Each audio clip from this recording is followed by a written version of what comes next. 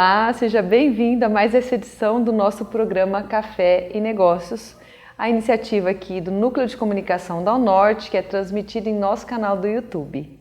Hoje estamos aqui com uma convidada muito especial, uma amiga, que é a Tereza Goraibe. Seja muito bem-vinda, fico muito feliz que você está aqui com a gente hoje, Tereza. Eu que fico feliz de ter sido convidada por uma amiga de trabalho de muito tempo, juntas, levando ensino e educação para muitas pessoas. Muito obrigada, Vanessa. Ai, que joia, Tereza. Eu queria destacar aqui a Tereza, ela é engenheira de alimentos, mas tem também uma formação como técnica de contabilidade, né? Tem mestrado e doutorado em engenharia de alimentos, é professora coordenadora na FATEC aqui em São José do Rio Preto, mas eu vou pedir para você contar um pouquinho desse seu histórico profissional, que começou lá na Faculdade de Barretos, foi isso? Sim.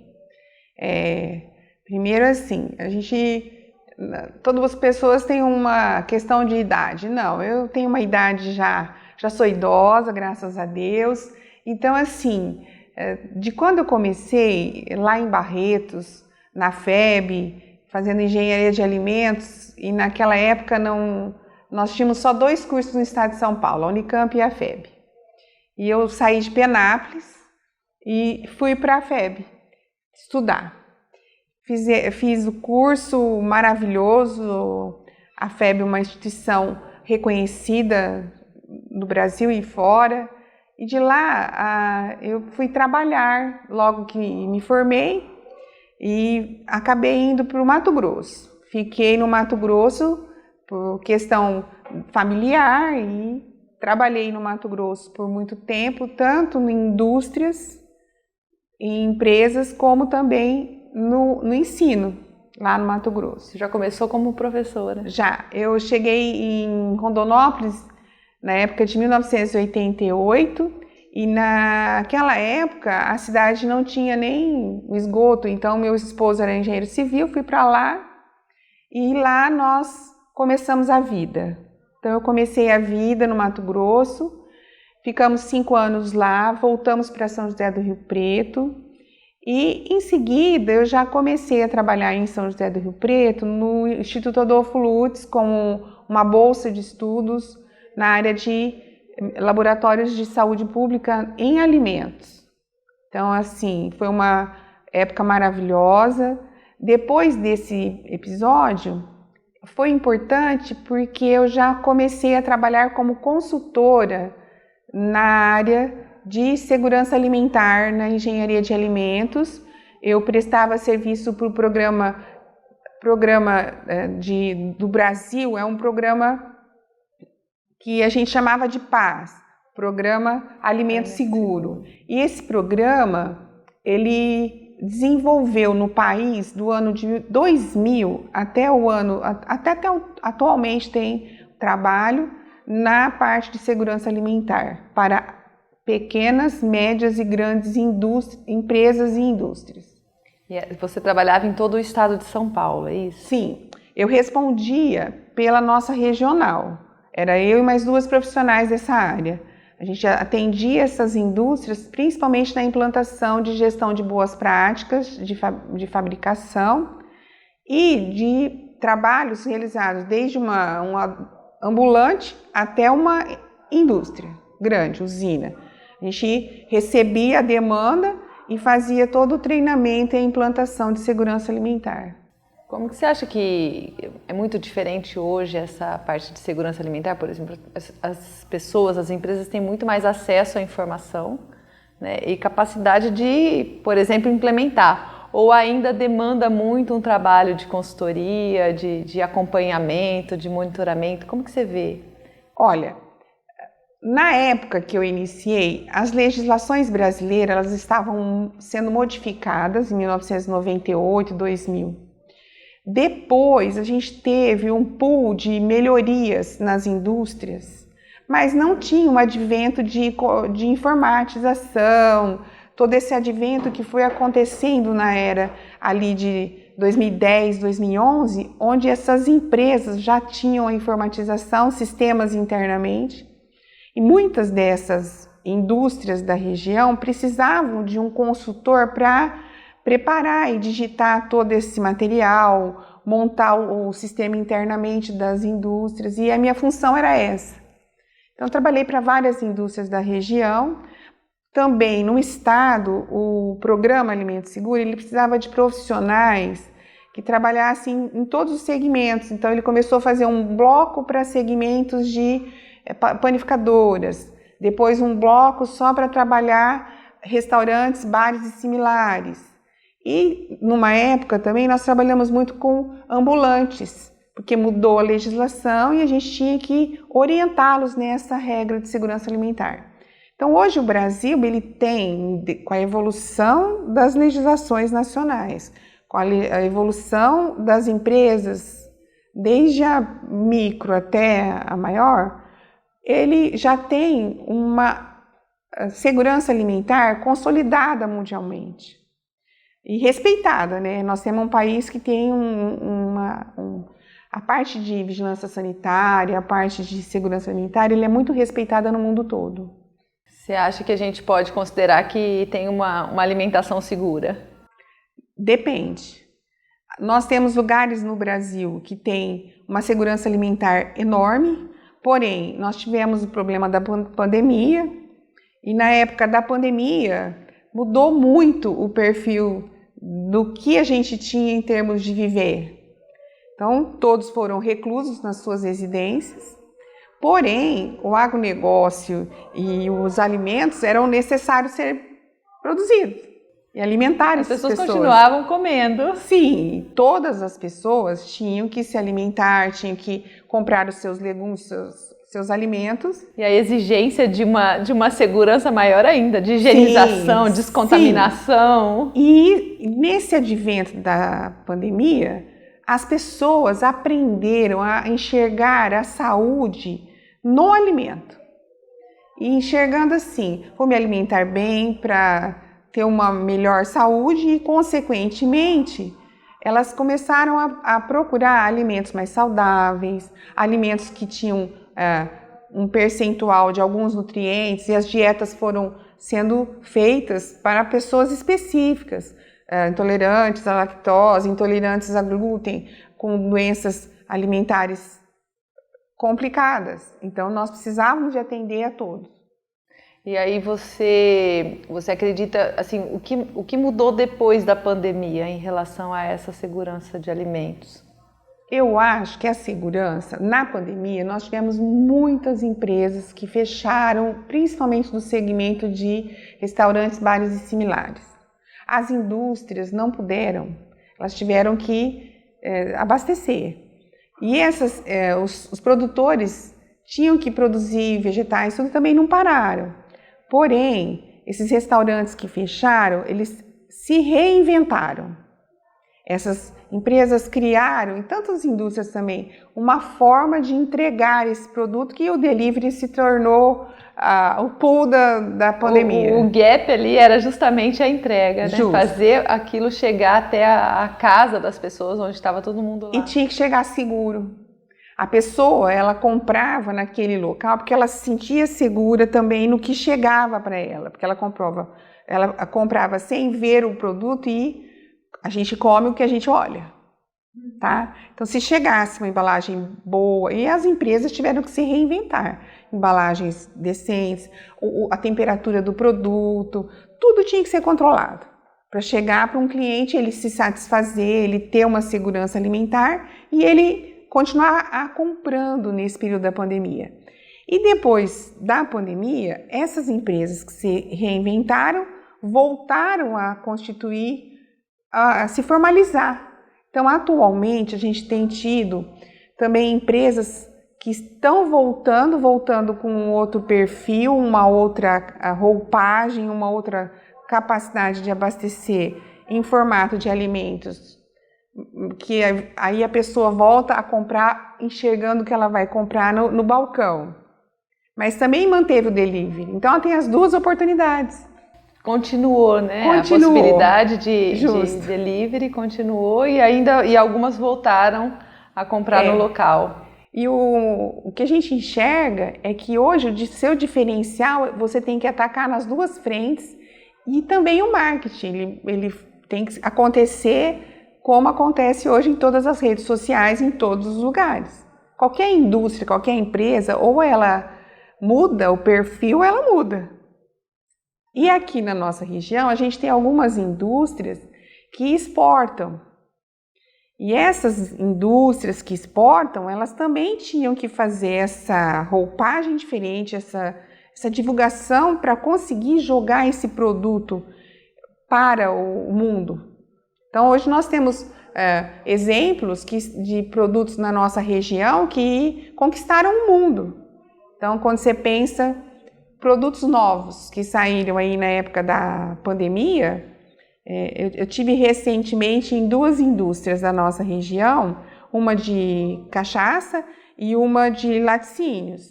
Para você mudar a roupagem, mudar o perfil, na pandemia ela já se preparou, agora ela está conquistando o mundo. Então você conquista o mundo com essa outra entrega, né? Eles tiveram a estratégia, né, de se preparar durante o período em que não podia atuar de forma mais agressiva no mercado, que seria o período da pandemia, né? E depois eles estavam prontos. Né? Foi isso que aconteceu. E além de, não é só estavam prontos. Para ele chegar no mercado internacional, algumas empresas da nossa região, ela teria que passar por certificações. E também por certificações tanto da Anvisa quanto do MAPA e de empresas que ela exige certificados de ISO 22000, que é a ISO referente à segurança alimentar, e de outras ISOs em termos de documentação, de toda essa implantação, né, de gestão. Uma garantia, né? Sim, uma garantia. E, consequentemente, aquela que atinge essas certificações, essa garantia, ela consegue vender tanto para o mercado interno, que hoje é cobrado muito, o consumidor ele quer produto já com rótulo, com certificado, com tudo perfeito. E a gente olha um outro segmento que surgiu. Então, as indústrias de embalagem, a comercialização, a maneira de fazer isso acontecer, mudou. Os processos. Mudou totalmente. O que mais que você vê, Tereza, dessa questão das inovações, de tecnologia, o quanto que isso hoje está mais presente, né? E como modificou esse mercado, esse cenário, tanto para essas indústrias, né? O marketing digital, ou a própria inteligência artificial, né? Essas tecnologias que aparecem e as pequenas também, né? Os pequenos empreendedores ali no segmento alimentício.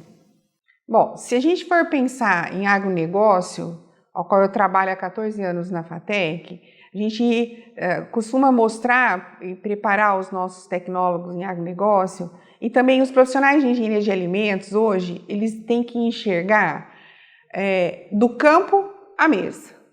Então, quando você olha aquela propaganda, o agro é pop, o agro é tudo, não, ele é do campo à mesa.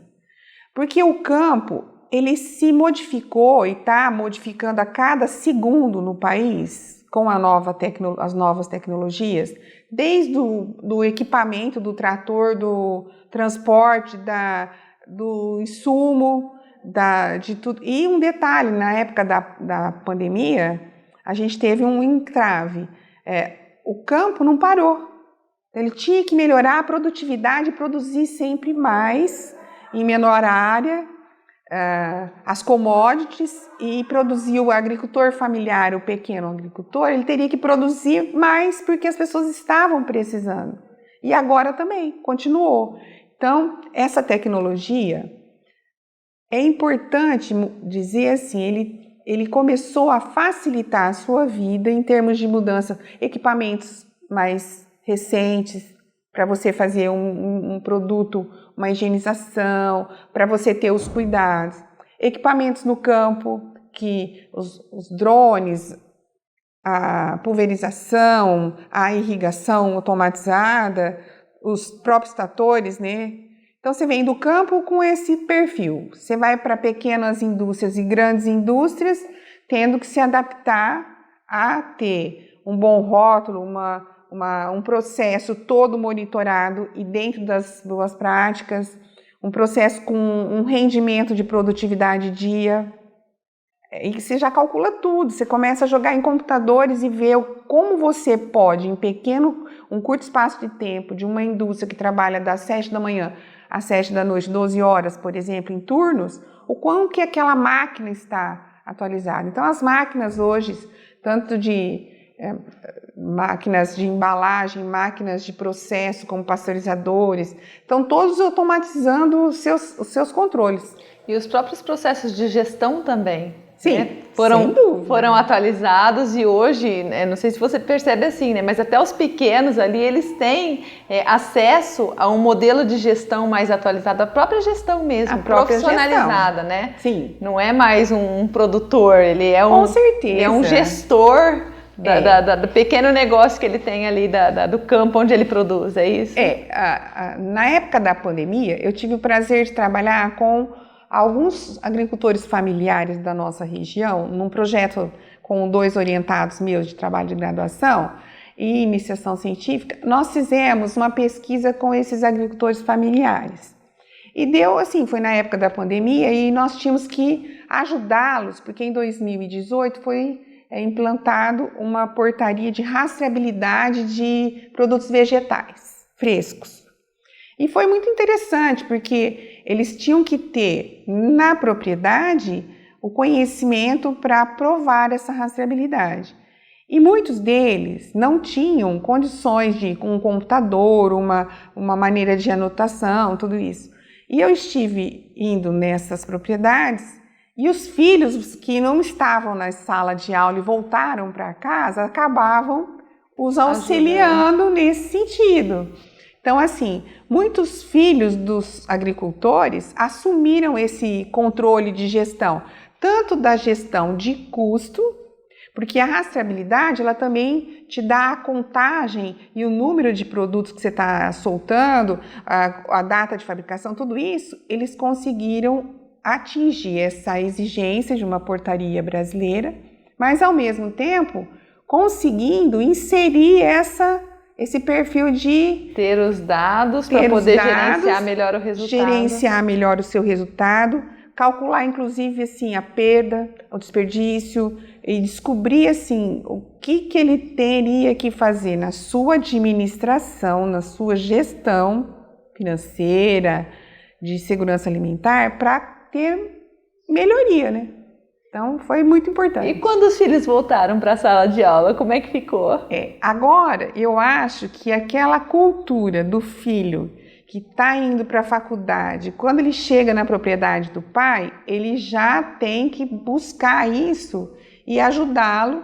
E sempre, porque o bom filho a casa torna, toda semana, todo 15 em 15 dias, e aí ficou meio complicado. Porém, eles já tinham implantado ali o seu cantinho na casa com um computador, o pai já estava anotando em algum papel e eles tiveram que refazer isso. Eu estive conversando com 2 deles, os filhos, né? E eles falaram, professora, a gente está deixando a planilha, papai anota tudo, quando chega no final de semana a gente alimenta todo o nosso sistema e consegue atingir.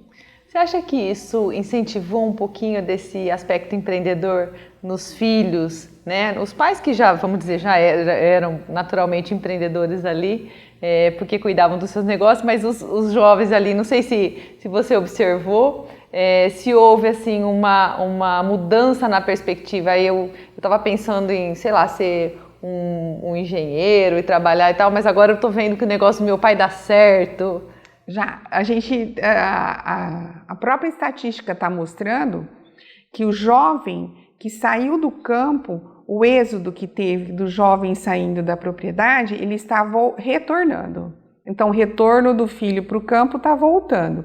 E o jovem que também está num curso hoje, tanto de engenharia de alimentos quanto de administração ou marketing, ele já não é mais aquele jovem que tinha uma prancheta, que ele tinha que fazer anotações num equipamento, numa indústria ou no campo. Ele já não é mais isso, tudo já está muito tecnológico, né? Então, ou o produtor adere, ou o dono da microempresa adere, Porque tudo que ele faz, desde o registro da microempresa dele ou da grande empresa, é feito em sistemas online, na vigilância sanitária, na Anvisa ou no MAPA. Tudo isso. Não tem como fugir, não tem como fugir. A tecnologia, ela era considerada difícil de implantação antigamente, no comecinho. Então eu me lembro que quando eu estudei em Barretos, obviamente eu estudava numa máquina de datilografar em 1980, levou alguma coisa.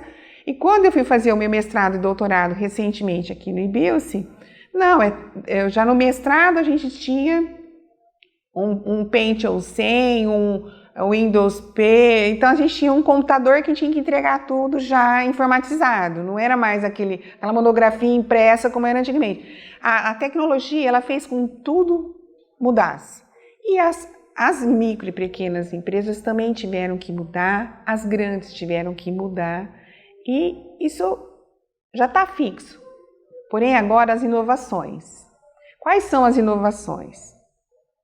Que eu acho que você já deve ter acompanhado na administração e na comercialização, que é o seu maior expertise. Uhum. E eu vejo na minha também, na minha área de industrial, né?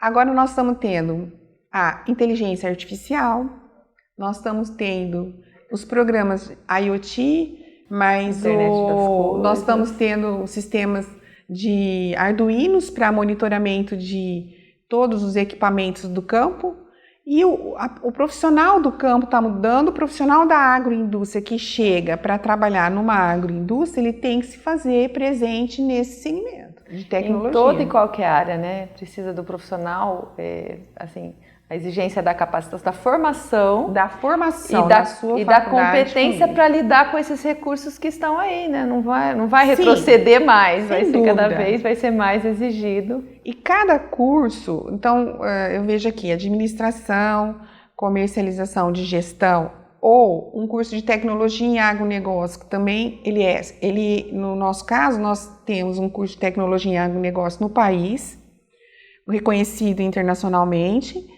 Em todas as faculdades que possuem esse curso, a gente tem que ter a preparação do profissional, na grade curricular, ele tem que ter todo o conhecimento de tecnologia, em que tem disciplinas de informática, sistema de informação, todas as coisas que são criadas, agricultura de precisão com muita tecnologia, e ao mesmo tempo eu tenho que ter inglês, espanhol, português, para esse aluno estar preparado para estar negociando, fazendo tudo isso e indo para fora do país, porque a gente está preparando aluno aqui nessa universidade, para dentro e para fora do país, porque os nossos alunos estão navegando, né?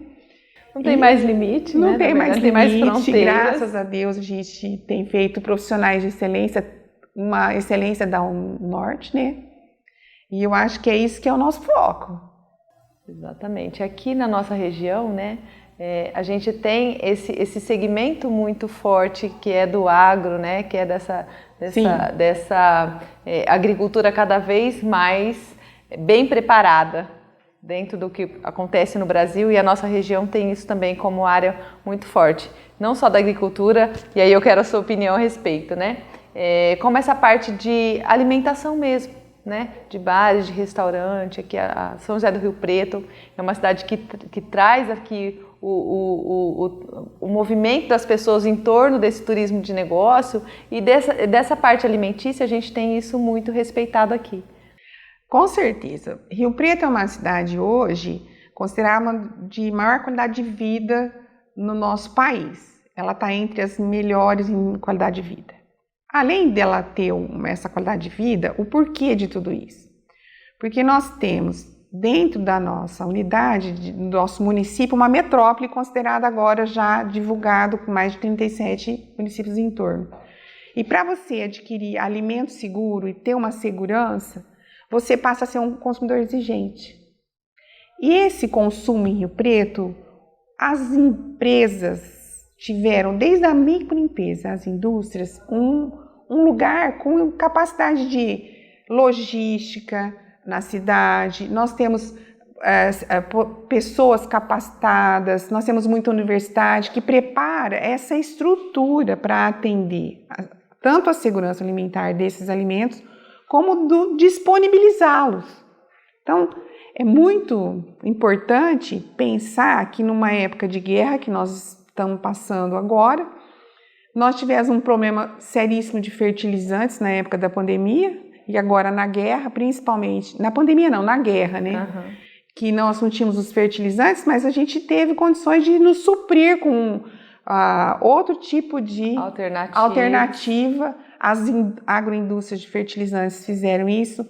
A nossa alimentação, as nossas agroindústrias da região, laticínios, indústrias de bebidas, indústrias de alimentos, condimentos. Nós temos muitas indústrias de alimentos básicos, como doces, panificadoras de excelência, usinas com biocombustível que não estão parando. A tecnologia está acontecendo, eles estão fazendo isso com presteza. Automaticamente, na região também tem muito turismo, muita pessoa, tem a nossa Olímpia, próprio Rio Preto com congressos, com exposição, com tudo.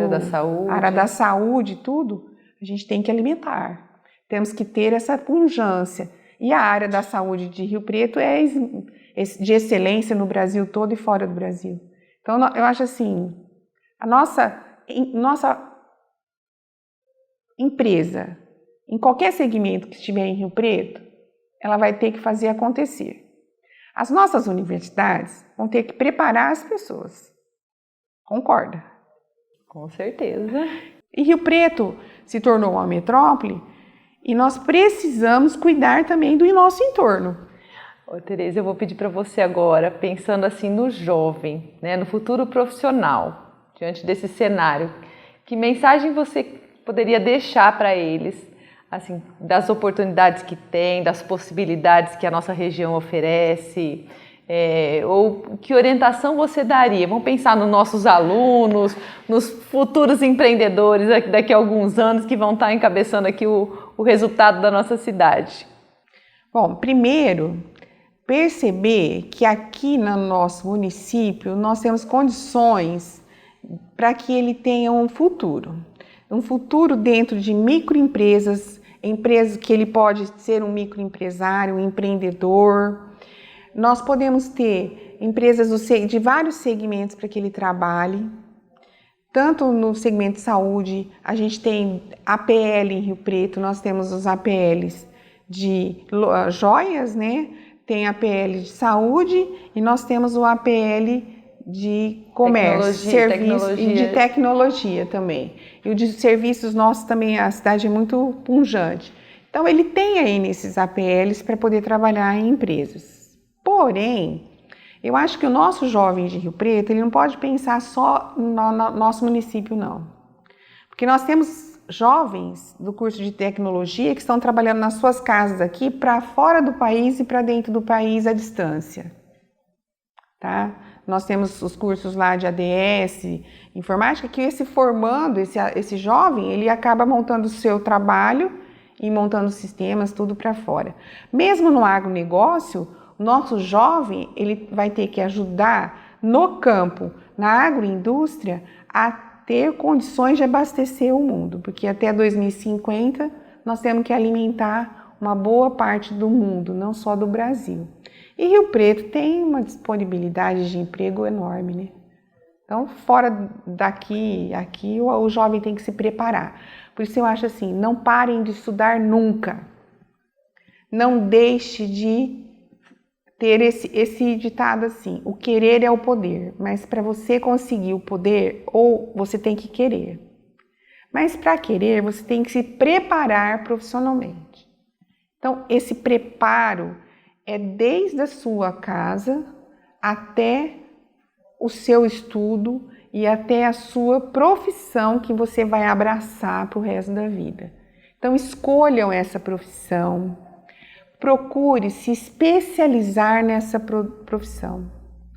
Eu me lembro que eu me formei no colegial em 1980 e eu já tinha estudado o que todo mundo estuda, ensino médio e tal. Então agora, o que eu falo? não esqueçam, a vida de vocês é aprender para aplicar. Então, não parem de estudar. Aprender sempre. Sempre. Muito bom, O Tereza. resto da vida. Muito bom. Muito obrigada pela sua participação. Eu queria continuar conversando, mas Nossa. infelizmente a gente tem que encerrar. Precisamos tomar um café juntas. A gente precisa. E olha, esse café tem que ser marcado. Vamos combinar. Vamos combinar. Agradeço até aqui e até uma próxima vez. Muito obrigada.